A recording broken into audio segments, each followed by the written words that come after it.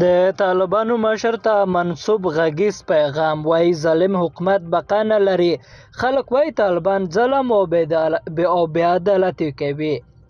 د طالبانو د مشر ملا هیبت الله اخندزاده ته په یو منسوب غږیز پیغام کې ویل شوي چې ظالم حکومت بقا نه لري، بلکې یوازې عدالت د حکومت د دوام لامل کېدای شي.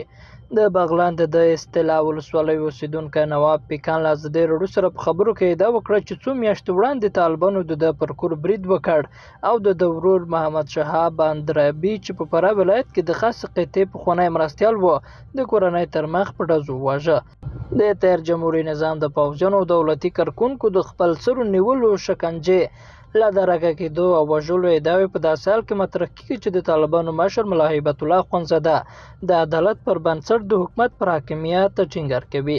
اخندزاده په یوه غږیز پیغام کې چې قاضیانو ته توصیه او په اسلامي نظام کې د عدالت اهمیت تر سرلیک لاندې هغه ته منسوب شوی او د طالبانو حکومت ویان ذبیح الله مجاهد د چهارشنبې په ورځ په خپل ټویټر کې خپور کړی، ویلي هغه حکومت چې د ظلم او غچ اخیستو پر بنسټ ولاړ وي له منځه به ولاړ شي. نوموړی ظاهرا د طالبانو په خپل سر نیولو، شکنجې او پرته له قضا وژنو نیوکه کوي. نوموړي ته منسوب غږیز پیغام کې ویل شوي عدالت د حکومت د بقا ذریعه ده. د ظلم سره حکومت نه پاتې کېږي. یو مظلوم په محبس کې ناستی پرته له کوم جرمه وهل او ځورول، نو د دوی حوالات ترمنځ حجاب او پرده نشته.